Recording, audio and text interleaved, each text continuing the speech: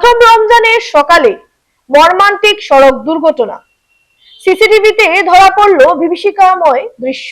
পবিত্র রমজানের প্রথম ভোরে নেমে এলো এক হৃদয় বিদারক ঘটনা। আজ ভোর প্রায় 5টা 30 মিনিটে রাজঘাট ও চান্নিঘাট মসজিদের সামনে ঘটে যায় এক ভয়াবহ সড়ক দুর্ঘটনা, যা মুহূর্তের মধ্যে এলাকা জুড়ে চাঞ্চল্য সৃষ্টি করে।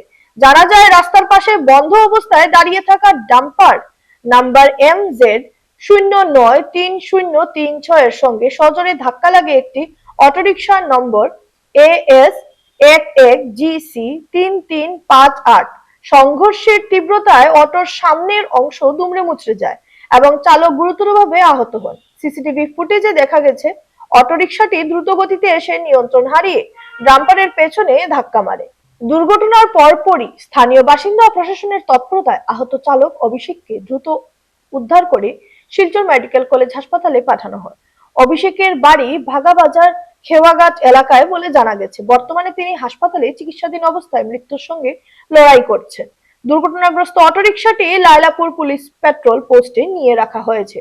রমজানের পবিত্র প্রথম সকালে এমন মর্মান্তিক ঘটনা এলাকা জুড়ে নেমে এসেছে শোকের ছায়া।